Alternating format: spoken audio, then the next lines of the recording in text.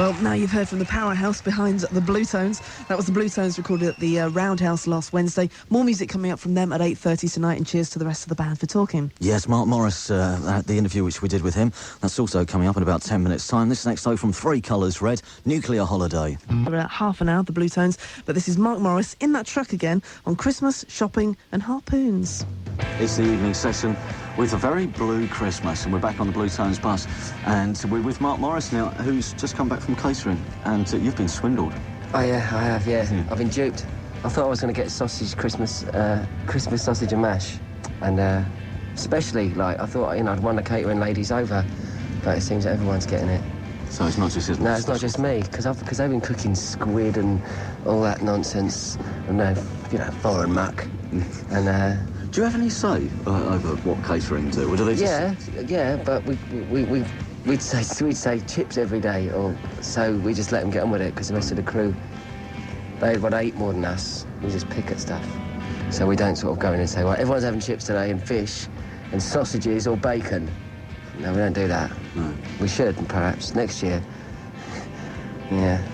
At least you got catering now. This time last year, it was all just, I suppose, about to take off, wasn't it? Because you'd be just about to line up for the Bratz tour. This time last year. I know what we were doing. We just done a couple of gigs of Oasis in France, and we were recording the B-sides to Slight Return. So there was the Enemy Bratz bus tour, which the evening session reported on. I suppose that was where it began taking off, didn't it? That was a big leap for us in the sense that the size of the halls we were playing, because it was a four-band thing.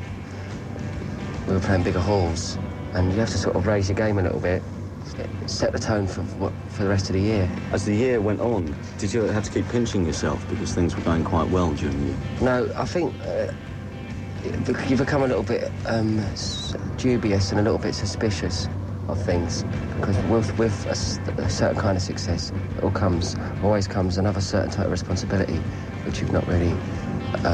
we certainly hadn't prepared ourselves for. What sort of responsibility? Being on telly and people really kind of analyse what we say and do, when really we're not really thinking about things. We're just just doing things at the spur of the moment.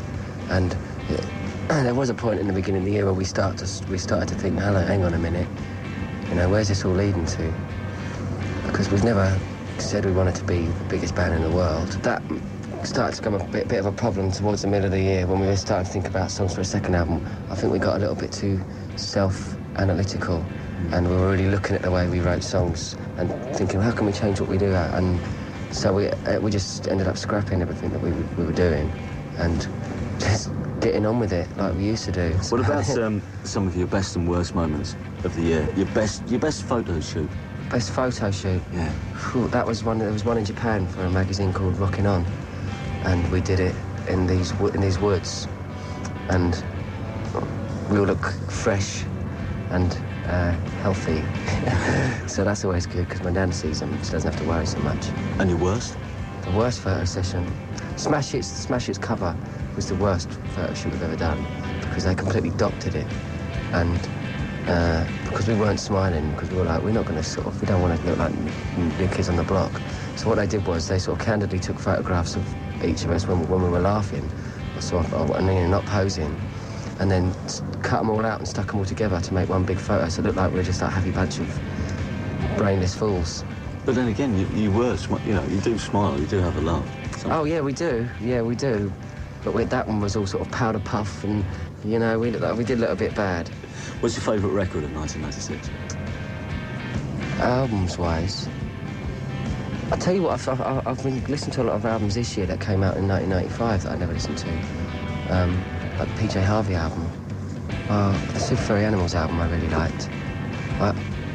It tends to be the albums I don't like when I first hear that I really get into.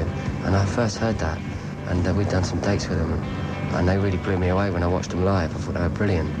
And so I went out and bought their album, and I was a little bit disappointed. But the more you play it, the more you realise that, you know, it's the same as it is with us. The live thing and the studio thing are two completely different mediums.